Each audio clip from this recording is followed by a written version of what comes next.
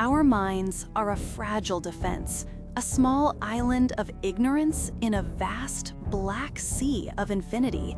We are blessed with the inability to connect our fragmented knowledge to see the whole horrific picture. But what if a single accidental glimpse, a chance encounter between a newspaper clipping and a dead man's notes, unlocked a forbidden truth? What if you discovered a secret so ancient and so vast that it would shatter your sanity? This is the story of a terrifying pilgrimage into the abyss, a journey that began with an old man's death, a strange clay idol, and a single whispered name that should never utter.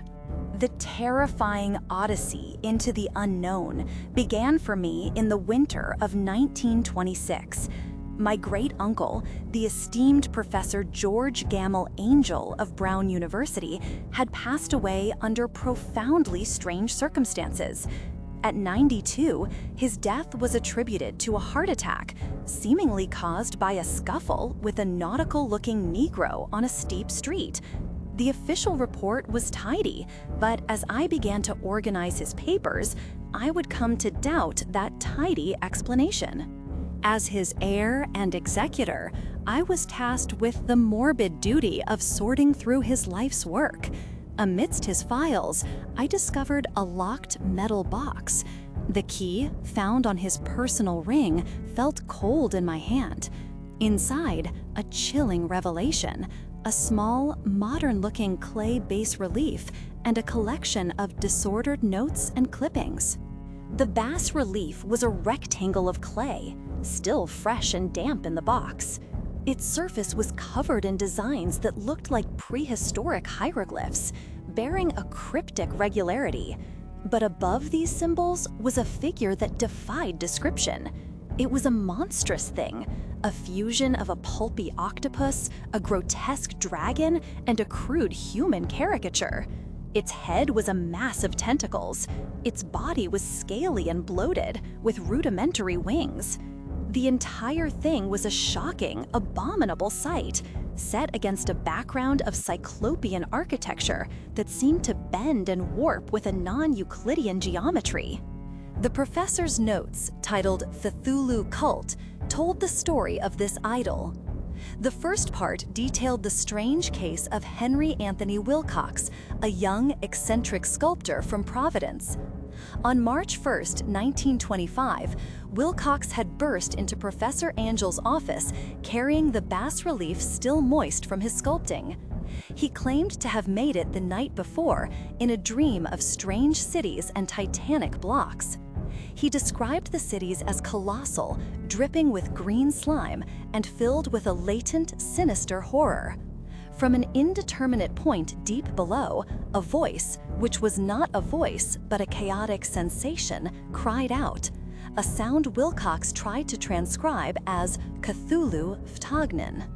This single phrase stirred something deep within my great-uncle. He immediately recognized it from a long-forgotten memory.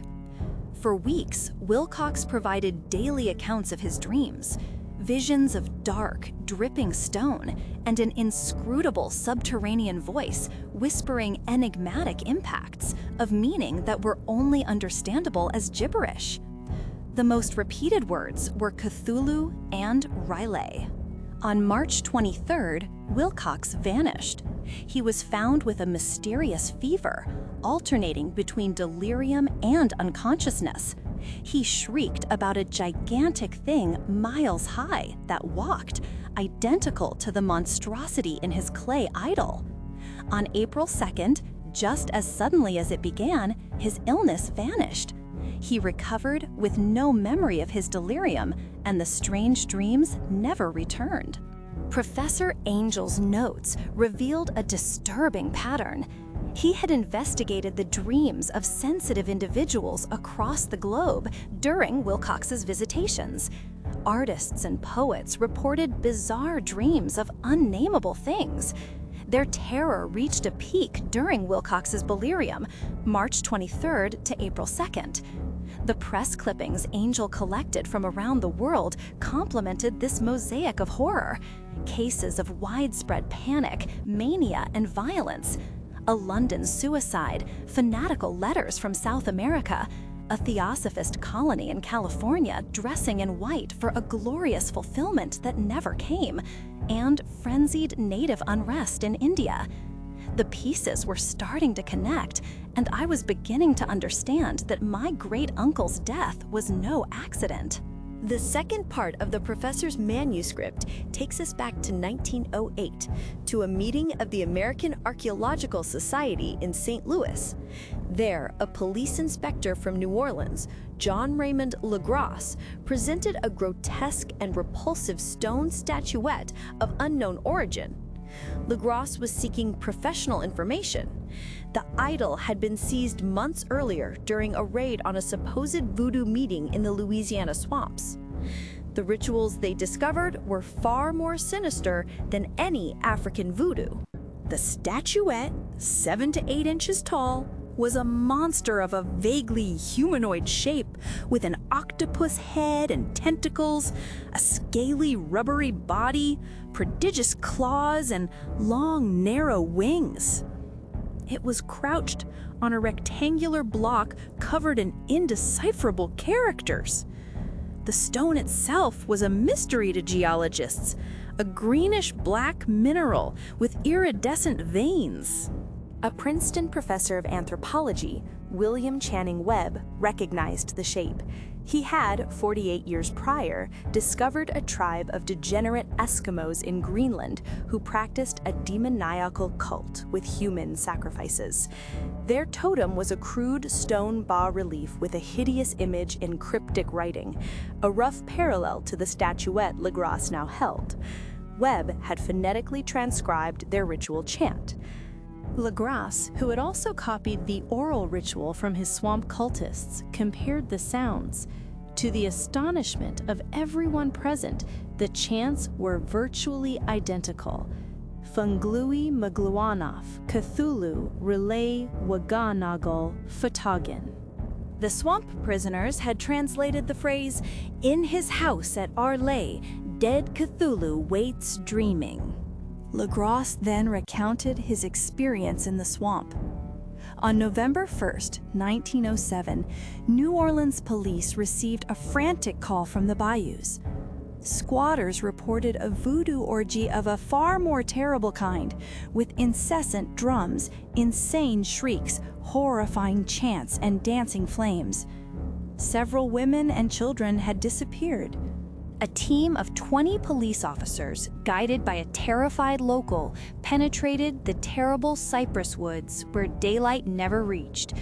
The forest, a place of evil repute, was home to legends of a hidden lake with a huge, formless white polypus thing with luminous eyes, worshipped by bat-winged demons from subterranean caves. As they advanced, the officers heard sounds only poetry or madness could do justice to. Wails and shrieks of animal fury and orgiastic debauchery reached demonic heights. Periodically, a chorus of hoarse voices chanted the hideous refrain. They burst into a clearing. On a grassy island, an indescribable horde of human abnormality, completely naked, was moaning and writhing around a monstrous ring-shaped bonfire. In the center, an 8-foot granite monolith stood, crowned by the noxious statuette. 10 scaffoldings arranged in a circle bore the mutilated bodies of the missing squatters, hanging upside down. The worshippers roared in an endless bacchanal between the rings of bodies and fire. One of the captured men, Joseph D. Galvez, claimed to have heard the beating of great wings and glimpsed a mountainous white mass beyond the trees. The police attacked the horde of nearly 100 celebrants. 5 died, 2 were injured, and 47 were captured. The idol was recovered by LaGrosse. The prisoners were of very low type, of mixed blood and mentally aberrant, many sailors, African Americans, and mixed-race individuals. They professed a faith deeper and older than Negro fetishism. They worshipped the great old ones who lived eons before mankind, came from the stars, and now dead on earth and under the sea. Their dead bodies transmitted secrets in dreams to the first men, who formed a cult that would never die. This cult would wait for the great priest Cthulhu, who, from his dark house in the mighty city of Ryle under the waters, would rise and once again rule the earth when the stars were ready. The prisoners knew humanity was not alone, for forms came out of the darkness to visit the few faithful. No one could read the ancient writing, but the lore was passed down orally. The ritual chant was just a part of the greater secret, which was only whispered among the high priests. An ancient mixed-race prisoner named Castro provided a chilling narrative, recalling legends of a time when other things ruled the earth. These beings were not of flesh and blood. They had form, but not of matter. They could travel from world to world when the stars were right, but could not live when they were wrong. Though they lived, they would never truly die, lying in stone houses in their great city of Relay, preserved by the magic of the mighty Cthulhu for a glorious resurrection. Castro whispered that the first men formed the cult around small idols that the great old ones showed them. The cult would never die until the stars were right again, and the secret priests would raise the great Cthulhu from his tomb to revive his subjects and reclaim his rule over the earth. That time would be easy to recognize, for humanity would become like the great old ones, free and wild and beyond good and evil, with laws and morals abandoned, and all men screaming, killing, and delighting in joy. Castro refused to say much about the black spirits of the earth that came after, and strangely avoided mentioning the size of the old ones. He believed the cult's center was in the deserts of Arabia, where Iram, the city of pillars, lies dreaming. The Necronomicon of the mad Arab Abdul al-Hazred held occult meanings for the initiated, especially the couplet, "That is not dead which can eternal lie, and with strange eons even death may die." My fascination with the cult became an obsession. I began to suspect that my great-uncle's death was not natural, linking it to his pursuit of this forbidden knowledge. One day, while examining artifacts in a museum, my eyes fell upon a newspaper clipping that had escaped the professor's meticulous collection. The Sydney Bulletin, dated April 18, 1925. The article, "Mystery of Derelict Found at Sea," described the cargo ship Vigilant towing the steam yacht Alert from New Zealand. Aboard the Alert was a lone survivor and a dead man. The survivor, Gustav Johansen, a Norwegian sailor, was clutching a hideous stone idol identical to the one Legrasse had found in the swamps. Johansen, according to the article, was the second mate of the schooner Emma from Auckland. The Emma had been hit by the great storm of March 1 and on March 22nd encountered the Alert, crewed by a strange, ill-looking crew of Kanakas and half-castes. After the Emma's captain refused to turn back, the Alert attacked. The Emma's crew fought back, boarded the Alert, and killed all its occupants. 3 men from the Emma, including the captain, were killed. The remaining 8, under Johansen, took over the Alert and continued its course. On March 23rd, they sighted and landed on a small island where 6 men died falling into a crevice in the rock. Johansen and 1 other man, William Bryden, tried to sail the yacht, but the storm of April 2 struck. Bryden died, and Johansen remembered little until his rescue on April 12th. The Alert had a bad reputation. It belonged to a curious group of half-castes who held secretive meetings and sailed at night. It had left its port in a great hurry after the storm and earthquake of March 1. I saw the terrifying correlation of the dates. March 1, the earthquake, the Alert's departure, Wilcox's dreams. March 23, the men's deaths on the island, the spike in dreams, Wilcox's delirium, and April 2, the end of the wet city dreams, Wilcox's recovery, the storm that struck Johansen. It was all connected. My great-uncle's notes were not madness. They were a roadmap to a horrific truth. In a desperate search for Johansen, I traveled to New Zealand and Norway. In Oslo, I discovered Johansen had died mysteriously shortly after his return, hit by a bundle of papers falling from a loft window near the docks. His death was attributed to heart failure. Johansen's widow gave me a long manuscript he had written in broken English, a diary of his final, terrible voyage. Johansen's naive writing chronicled his journey. Though he didn't fully understand it, he saw the city and the thing. The schooner Enna, after the storm of March 1, found the Alert on March 22nd. After the battle and taking over the Alert, the men, driven by curiosity, saw a great stone pillar emerging from the sea, and then a shoreline of slime, ooze, and cyclopean masonry, thick with weeds. The tangible substance of the supreme horror of the earth, the nightmare corpse city of Relay. There, Cthulhu and his hordes lay hidden in green and viscous vaults, sending out thoughts that spread fear in the dreams of the sensitive and called the faithful to a pilgrimage of liberation and restoration. Only the top of a mountain, a citadel crowned with hideous monoliths where Cthulhu was buried. Johansen's men were awestruck by the cosmic majesty of this dripping Babylon of ancient devils. The city's geometry was all wrong, non-Euclidean, with vast angles and stone surfaces that didn't belong to Earth. The men landed and climbed titanic blocks. The sun seemed distorted through the polarizing miasma emanating from that sea-soaked perversion.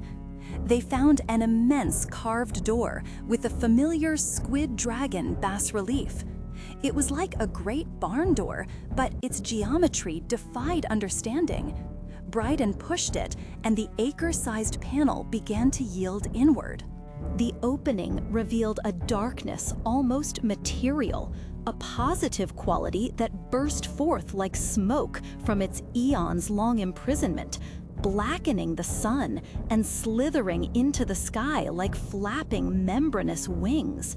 An intolerable odor rose, and then a viscous sound was heard.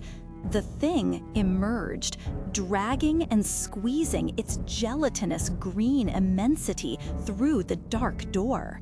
Johansen's writing nearly failed him as he tried to describe the indescribable.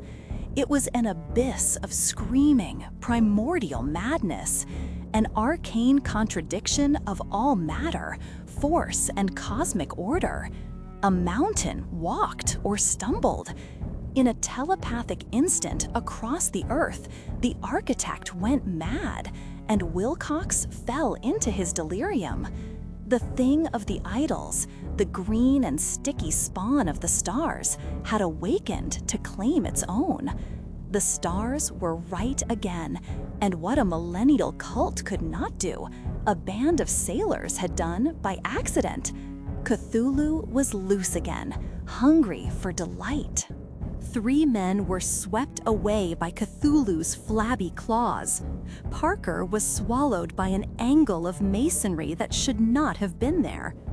Only Bryden and Johansen reached the Alert, rowing desperately as the mountainous monstrosity slithered into the water and hesitated at the edge. The Alert managed to set sail slowly, while Cthulhu slid greasily into the water and began chasing the ship with enormous strokes that raised waves of cosmic power. Bryden looked back and went insane, laughing hysterically until his death. Johansen, in a desperate act, steered the yacht at top speed, crashing it head-on into the pursuing jelly. There was an explosion like a bursting bladder, a muddy mess, a smell of 1,000 open graves, and an indescribable sound. A blinding, acidic green cloud stained the ship, and then there was only a poisonous churning astern, where the dispersed plasticity of that skyborn nameless one was nebulously recombining into its original hateful form. After this horrifying event, Johansen only recoiled, obsessed with the idol. The storm of April 2nd sealed his consciousness in a vortex of liquid abysses of infinity and hysterical plunges from the abyss to the moon. He could not tell his story publicly. I, having read Johansen's document and correlated everything, now feel the dark terror that will never leave me. I understand that my great-uncles and Johansen's deaths were not accidental. I know too much, and the cult still lives. Cthulhu, I suppose, still lives in that abyss of stone, his cursed city sunk once more. But his ministers on Earth still bellow, dance, and kill around idol-crowned monoliths in lonely places. I feel my own end is coming, and I ask that my manuscript be kept secret, for what has emerged can sink, and what has sunk can rise, and the abomination waits and dreams in the depths. This is not a story of monsters under your bed. This is a story of a primordial entity so vast, so ancient, it exists beyond the boundaries of our sanity. It is the story of a cult that has survived for millennia, waiting for a cosmic alignment to awaken its great priest from his death-like slumber. Could the dreams of a neurotic sculptor, the rituals of a degenerate cult in the Louisiana swamps, and a terrifying battle at sea have all been orchestrated by a single cosmic force?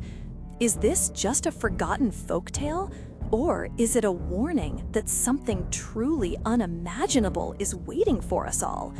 Are we really just a brief flicker of life in a universe that is both uncaring and full of things that hate us? Leave your theories in the comments below. Don't forget to like and subscribe so you don't miss our next dive into the unknown.